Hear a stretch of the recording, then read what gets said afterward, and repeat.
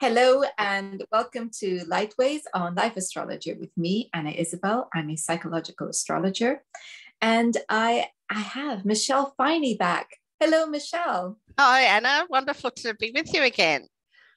So the last time that we spoke, it was about the Venus and Mars cycle, and at the time they were conjunct, which was it was such perfect timing, wasn't it?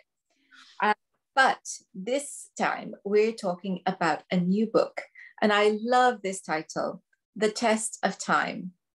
And then it's exploring stationary planets. So tell us about The Test of Time. Well, the book was a book I've been meaning to write for quite some time. It evolved really out of an article that I wrote, I think it was 2014, around there, for the Mountain Astrologer about stationary planets, which has always been an interest of mine. And subsequent to that, over the years, I've done further research and just, kept on focusing on it and thinking I must write a book, put it all together into a book. But it wasn't until 2021 lockdown, I think number 6 or something, we were going through.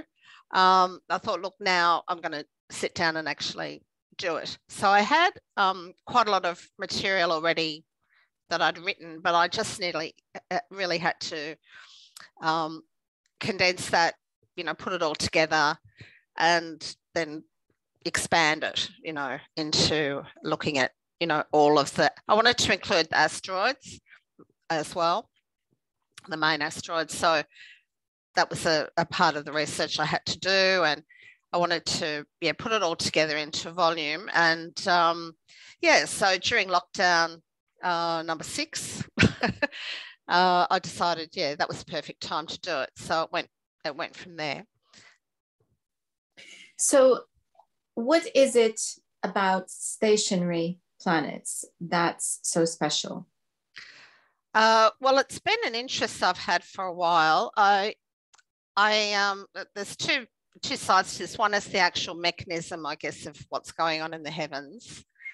And the other is looking at exactly how that manifests, for people. And there's some, different views about how stationary planets function. A lot of the traditional approach seems to be that they're sort of weak or ineffective. But I had read in Tetrabiblos, Ptolemy believed that they were really, really strong. And most, I think, psychological astrologers like yourself, and certainly my view was that they were very powerful.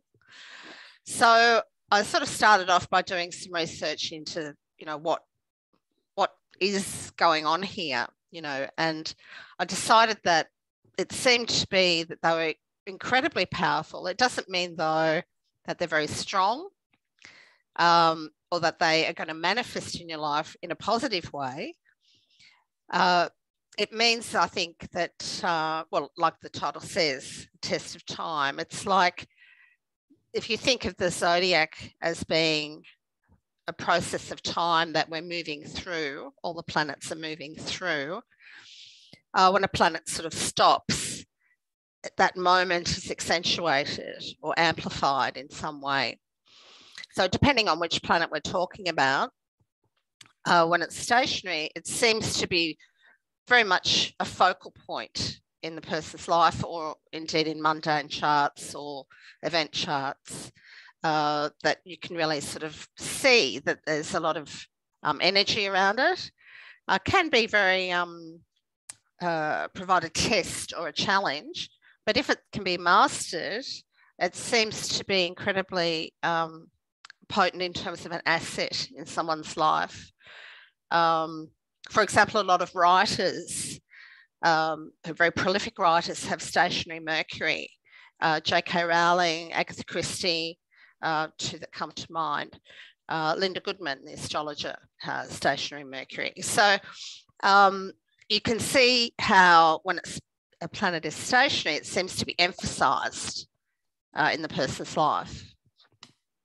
Is there a difference between the way it manifests, um, as to whether it's the personal planets or the outer planets? Um, I think so. Although it's very difficult to pinpoint exactly how. Obviously, the position where the Mercury and Venus are stationing is obviously going to be close to the sun. Mars, I think, arguably is the most difficult of all, because, or most challenging of all, because Mars likes to go catapult a gate, and that's in its nature to be impulsive and, react quickly to things. And so when it's stationary, that's kind of contrary to that energy. Plus, Mars has the longest synodic cycle of all the planets, and so its stations, seem to be also intense for that reason. It's only stationary twice in 780 days. So those points seem to be particularly. So I think Mars is probably the most difficult. But I think, yes, they do seem to operate in different ways depending on the nature of the planet. It probably also depends on the aspects in a person's chart, or if it's in an event chart, but whatever way you're looking at them, I think they are incredibly powerful. Yeah. I just, so many thoughts were coming into my mind there, but the last one was a memory of my last Saturn square to Mars. And I just happened to catch it on one of the stationaries of Saturn. And it wasn't fun. It wasn't fun. And I think the thing is that, particularly with planets like Saturn, Jupiter, and then the personal planets, the properly personal planets, we're used to them moving quickly. So the transits are transitory, okay? They don't hang about. Okay, yeah, you've got a year of Saturn squares, but there's like breathing space in between the acute bits. Yes. And then suddenly, there you are, and it's lasting like a month because it's gone stationary, and you had the bit in one direction, you had the bit where it's turning, but you've got this bit in between where it was just sitting there. And I guess my experience of it is like Saturn's turned his attention towards me. It's personal. This time it's personal. He's got his eye on me, and I can't pretend it's not happening. I can't distract myself. I can't, go away and think about it. It's now. It's urgent. It's now, because he's not going to stop looking at me until I deal with it right now. And that's how I felt about it. Now, obviously, that's my personal feelings about it. Saturn is no more looking at me than he's looking at, anybody else. But maybe he is. There is, there's something about that energy that's very focused, and it's on that degree, and that means that I and everybody else with a planet in that degree and that sign, it's our turn. Well, the aspect itself, Saturn-Mars square, is difficult. I have one natally, so I can confirm that, although it's out of sign. But yes, that is a tough gig. But it's interesting when you have that transit to your natal chart, but from a station, whether it's by conjunction or square or whatever it might be. But I think even when a transiting station is happening and it's not necessarily hitting your chart, I think at those moments maybe we can sort of somehow tune in to the nature of that planet a bit more. sort of gives us pause to consider it and focus on it for some reason. I'm not sure. I know we've got no real big stations happening at the moment. I think that the next one is Pluto at the end of April. And we were considering having a garage sale then. I think we should be, the perfect time to get rid of some stuff, So I'm wondering whether, using stations in that way is a possible kind of therapy, might mitigate some of the tough ones when they do come along, like if it's hitting your chart, for example. Well, I think that is my general approach to working with planets now. And, the key is in the words working with planets. Yep. and being able to make the most of their energy. Because really, as you've written so many pages on the nature of cycles, everything is a cycle. So it's the season, and it's in our best interest to work with the season. There's no use, pretending that it's summer in winter, unless you happen to have this amazing body that doesn't feel cold. It's really not a good idea to be walking around in your summer clothes because you prefer summer and it happens to be winter. Exactly. So it's a good analogy, Anna. That's a very good analogy.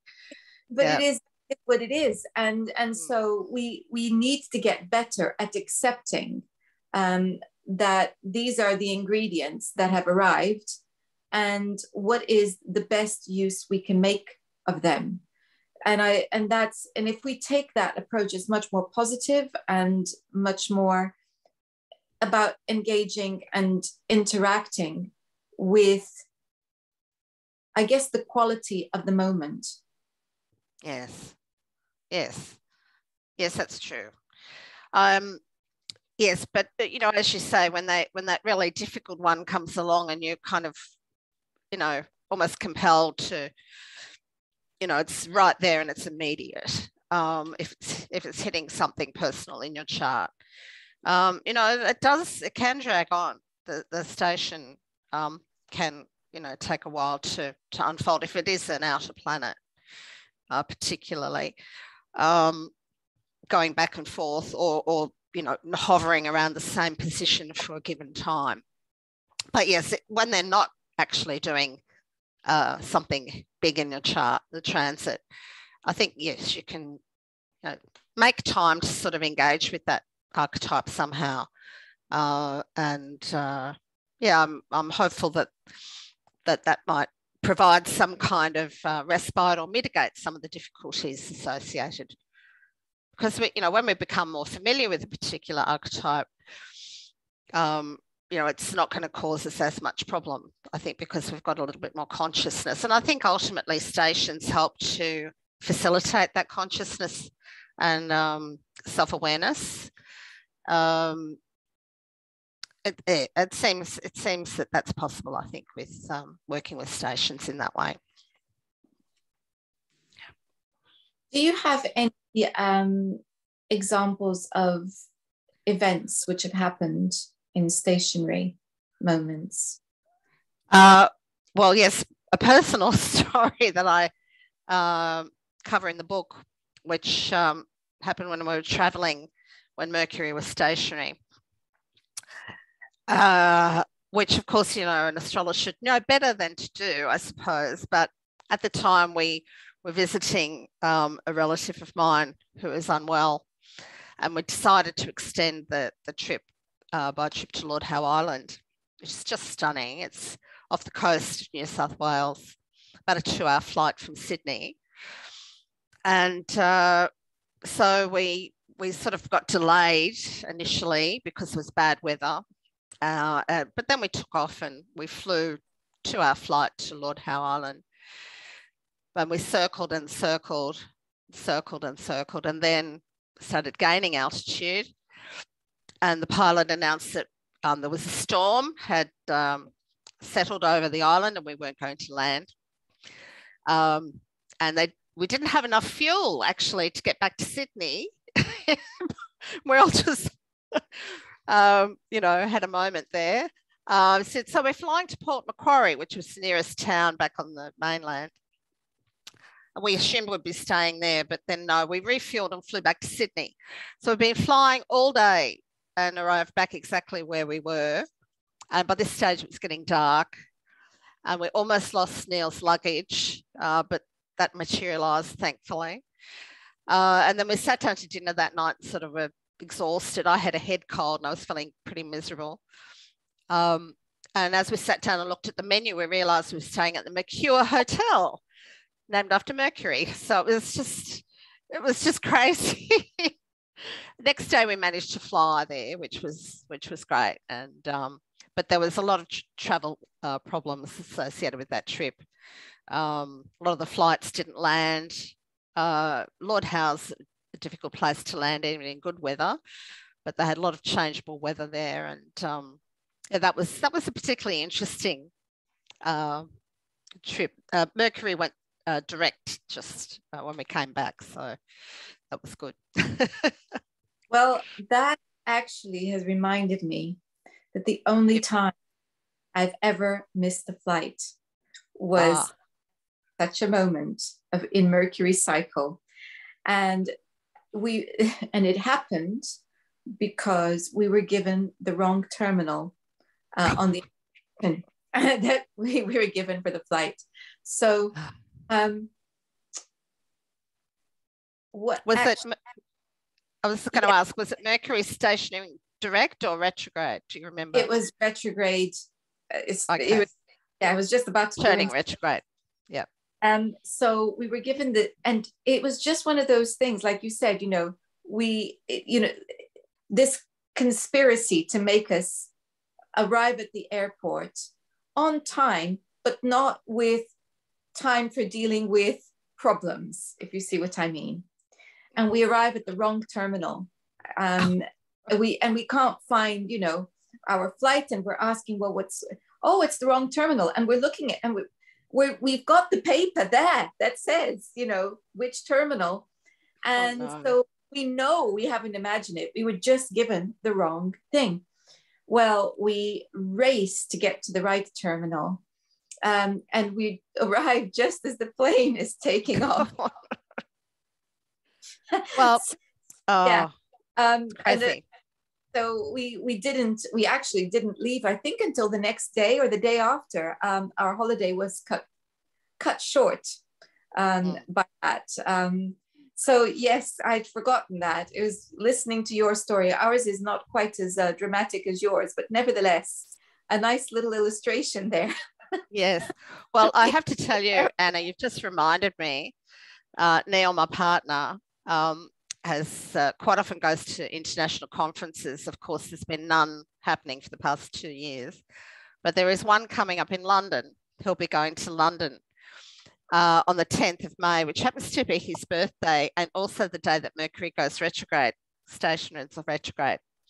And it's his birthday, and I'm thinking, this doesn't look good. I hope it's not going to be a major drama, of course, but it's potentially could be that it gets cancelled, or something. I don't know. I hope everything will be okay, obviously, but it's the first time, he'll be traveling for obviously 2 years. So it'll be interesting to see what happens. Perhaps he needs to leave before he's planning to leave, a week or two before, and leave maybe as well, and have a longer stay in London. Well, he's planning to leave, I think, on the Friday, which a few days before the station. He's allowing extra time. So that's good. But I'm still sort of thinking, I don't know. And he's going to be away, obviously, for his birthday, for Mother's Day, for our anniversary. And also we have federal election happening while he's away as well. So he's going to miss, he's going to have to organise a postal vote for the election. And that seems like that's a bit fraught too, because they won't be able to provide the papers in time before he goes, perhaps. So yes, there's a bit of a bit of a problem there potentially happening with Mercury. Well, possibly it's the very fact that he's flying away from all of these things that is of the Mercury in this instance, that he's flying away from all of these events and he's missing out. Let's hope that's the most of it. Yes. Well, a lot of the conference that he'll be attending will be to do with a lot of communication and paperwork and tweaking paperwork and editing and conversations about international standards and so forth. So potentially quite a mercurial sort of event as well. So that, I wish him luck. Yes. Yes. Particularly since they haven't met for 2 years, there's going to be a backlog of, it's mind-boggling, really. Yes. Oh, yes. Well, there you are, and I was going to ask you about Mercury stationaries specifically. I think we've covered that. What would you say about stationary? Venus? Venus is very interesting, I think, in terms of her station. Retrograde is often a time to reevaluate, reconsider our connections, our commitments, relationships. It doesn't mean they have to end, but I think sometimes they do, because Venus is to do with what is valuable, what is worth our while, what our personal preferences are. And from time to time, those things change. Relationships can falter, or we may need to have a heart-to-heart with someone, or our values may change, our priorities might change. When she stations direct again, it's often, I think, in the morning sky then a potential to re-engage, start new connections, new relationships, new commitments. People with it retrograde, I think, or particularly stationary, can often have very intense encounters in their relationships. A couple of people come to mind. Tom Jones, very charismatic, often people with stationary Venus in their charts. But when, in terms of transits, I think that's what Venus asks us to do when she's stationary, just to consider, are we doing what we really want to be doing? Is what we're doing worth our while? And if the answer is no, we have that retrograde period to reassess, reevaluate, and make changes if we think that's appropriate. Yeah. I was just thinking, that essentially what we're dealing with is a change in direction. Yes, that's right. And so it must mean that it's a period to review and reconsider. Yes. The direction that we are going in. Mm. And so I was now thinking about our holiday troubles, our travel troubles. And I was just wondering whether perhaps, quite literally, it was the wrong time to travel. Yes. But I wonder whether perhaps, and I wish I could remember, whether there had been any reluctance for us to go away, and we thought it was, a matter of convenience going at that time. Whether there were other things that needed to be attended to that we thought, okay, well, this is the opportunity to go, we're going to go, and instead of following our instincts. I can't answer that question because I honestly don't remember. No. But it's just worth asking ourselves that question. Yes. It's tricky sometimes because, with Mercury as the example particularly, sometimes we need to focus in on detail more when Mercury is stationing and retrograding, and other times it's time to focus less on detail and just, have time out from that intense focus. So, but it is a shift or a change in some way, but it could go either way. I think, we whether we need to reconsider the direction we're going, whatever that is at that point, and either pull back or step in a different way forward. I don't know the answer to that either. Yes, worth reconsidering it. Yeah, what I'm trying to remember exactly what happened with us, but I have a sense of a memory that once we got over the shock that our plans had been thwarted, we were quite relieved. Okay. Because I remember we hadn't had any time, any breathing space between.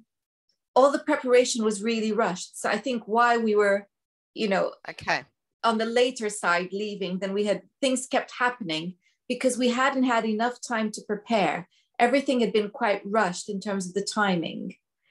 And that delay in the flight, I remember we were actually, in the end, we were relieved because we were so exhausted. And we actually ended up having a shorter break, but we said we felt we enjoyed it all the more because we had gone into it in a different frame of mind than we had been in to begin with. Yes. So that kind of is it's food for thought, isn't it? Yes. You've just reminded me too of an example I've used in the book of Christopher Reeve's accident, which happened on a Mercury station. And in his autobiography, he talks about how that weekend they'd been planning to go sailing. And at the last minute, there was a change in plans, and he'd had an invitation from a friend to go to this equestrian event. And so they decided to do that instead. So there was a change there. And he writes actually in his book that, he said to his wife, well, maybe if we had gone sailing, this horrible accident wouldn't have happened. And she said, but you might have got hit on the head by the boom, like you just don't know, do you? You just don't know. No, but that rushing you talk about, obviously that was a sudden change, and they would have had to change their plans quite quickly, I imagine, similar to what you were saying. Yeah. Actually, that's another point, because what is it that a planet is doing when it goes stationary? It slows down. It slows down. It slows down. And maybe it's an invitation for us to slow down. Slow down. That's right. Yeah. And it's when we don't that things go wrong. Yes. And how often is it, when we find a computer glitch or something on a Mercury station, and then we try to fiddle with it to try and fix it, making matters worse often, because one thing, you end up with other things that go wrong. We get all stressed and panicky because, we've got a deadline or something.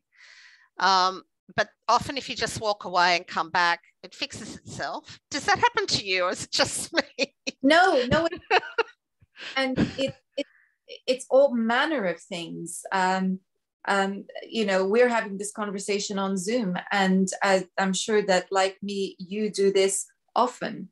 And so we're often very reliant on communication technology now for our work. And for me, it's historic. It goes well beyond, lockdown. I've been doing this for years, teaching online, etc. So communication technology is a very important thing. But maybe when these things happen, and you're right, if you just step away and come back, it often, and it's that whole thing about, just reboot. In all probability, reboot, everything will be okay. Maybe our technology needs a breather as well, because it's been worked so intensely. Who knows? or everybody's trying to communicate at the same time and there's too many of us online at that particular moment. Come back, do it again. But I think the message of slowing down is of great value. Whatever the planet is, it's signifying an area where we need to slow down. And if we're not receiving, and you were talking about it being a general thing, you know, for all of us, yes, because we're not all going through the same transits at the same time. However, these planets are active in houses. And so that does pertain to a particular area of life. So if we want to participate and interact with the energy, it's worth paying attention to those stationary and the area of life they pertain to, and then think, okay, what do I need to be doing here? Yes, yeah, I think yes, it's a very appropriate way to look at them, I think. And you know, planets obviously beyond, you know, the inner planets. For example, Jupiter. I've often noticed that because Jupiter stations when it's trining the sun, pretty much exactly. And you know, that there's a whole bunch of people who are you know, given to, you know, exaggeration and hubris and all those sort of, you know, Jupiterian over the top type of things, who are born with stationary Jupiter. And there's a whole bunch of them who are risk takers, you know, Evel Knievel, Tom Cruise, a whole bunch of evangelists and other, you know, spiritual leaders like the Dalai Lama. You know, so there's that, and you've got others who are like larger than life characters, and preacher types, you know, given to hubris, like Donald Trump and Adolf Hitler, who both had stationary Jupiter. So you have this kind of exaggerated when it's in the natal chart. And I sort of wonder, how, you know, when transits of that come along to those people, whether it exaggerates that even more, or, you know, when a Saturn comes along to that transit, to that position rather, whether that is more acutely felt because it's the opposite of what, you know, that makes them pull back a bit. So there's other questions too. I mean, you know, when you have that opposite kind of energy, or you have a Uranus to a Saturn, or Saturn to a Uranus, or as you said, you know, Saturn to Mars that you experience, you know, it's really, they're contrary. So you're going to feel those energies a lot more.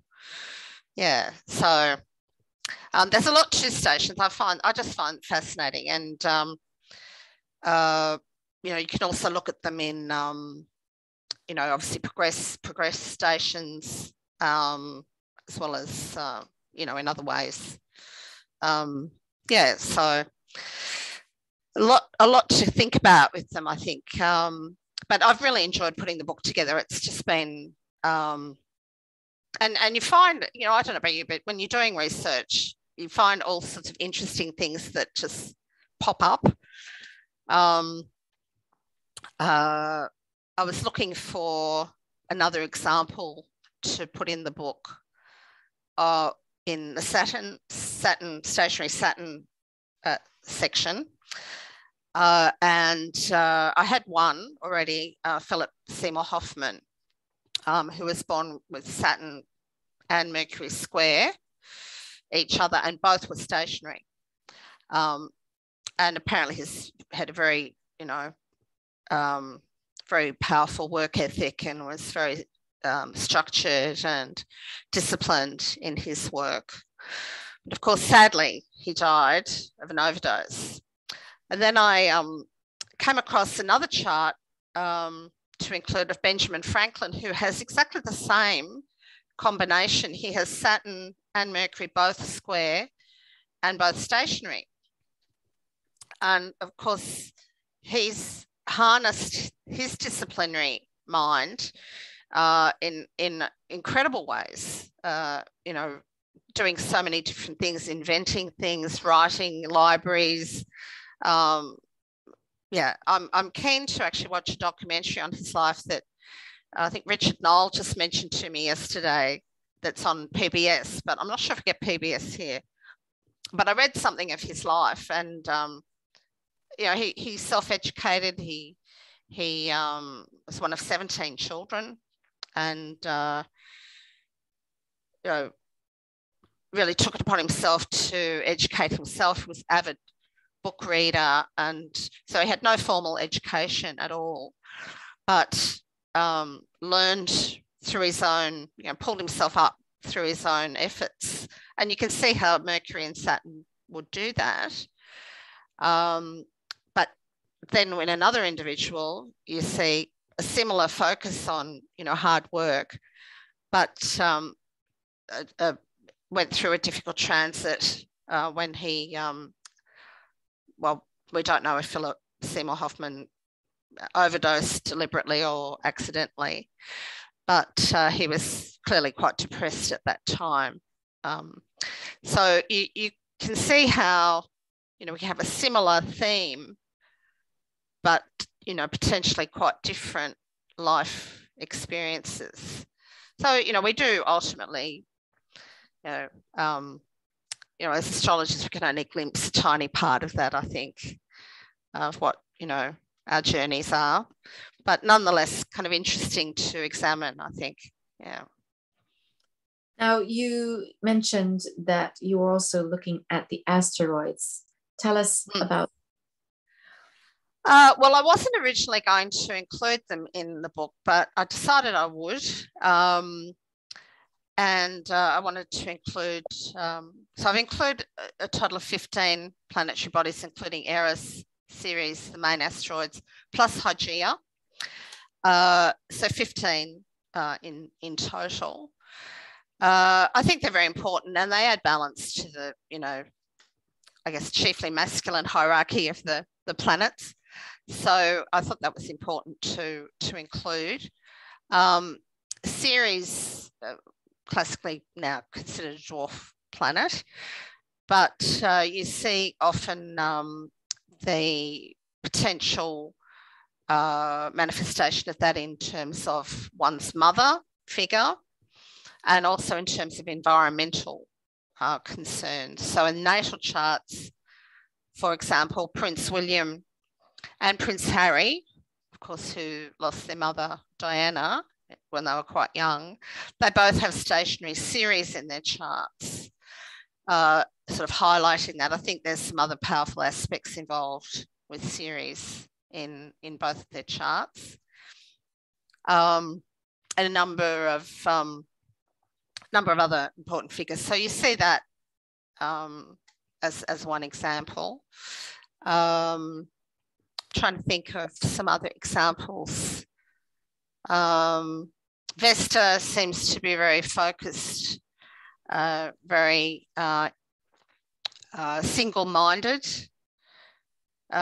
which is sort of consistent with that, you know, Virgo-like focus that Vesta is associated with. And Frances Farmer, when she was first arrested, when she sort of went off the rails a bit, when she was first pulled over by the police, and she had a bit of a meltdown, which subsequently led to her incarceration and being contained for, you know, institutionalized. She was having an exact Vesta return to her stationary Vesta. I mean, exact to the minute. So again, you know, she was very, I mean, she had some other powerful aspects in her natal chart and going on at the time, but, you know, that in itself really, I think, brought that into an acute point in time when she just wanted to be on her own, and she's being harassed by all these people who wanted a bit of her, and she just decided, I can't, you know. I think she was she a Virgo? I'm just trying to remember. I think she may have been a Virgo as well, her natal position. But anyway, I decided to look at the asteroids as well, and yeah, there are some interesting things that popped up. Juno, a lot of powerful relationships. Frida Kahlo and her husband had a lot of Juno connections, Juno and Jupiter connections, as husband and wife, a bit of a fraught relationship. And yeah, I've a lot of this material I've sort of came across just when I was looking for examples of to include. So I like research. It's good fun. Yeah. And we all benefit. So thank you for your love. And thank you. Wonderful, wonderful book. Lots of brilliant little nuggets in there combined to make this book fantastic. And the book we are discussing is called The Test of Time, Exploring Stationary Planets. And I'll be putting a link to that on the description box. And Michele, if people wanted to find you, how do they do that? My website is celestialinsight.com.au. And the book's available there, also Amazon and elsewhere. Yeah, I also have a newsletter, calendar, other books available. But thank you, and it's been an absolute pleasure. Thank you. Well, I look forward to having you back on your next great project. And thank you all for watching. If you'd like to learn more about astrology, do check out my website. There's lots of stuff coming up that I'm planning, which I think you'll find exciting. So keep an eye on that. And in the meantime, next time we'll be looking at Pluto. Until then, goodbye.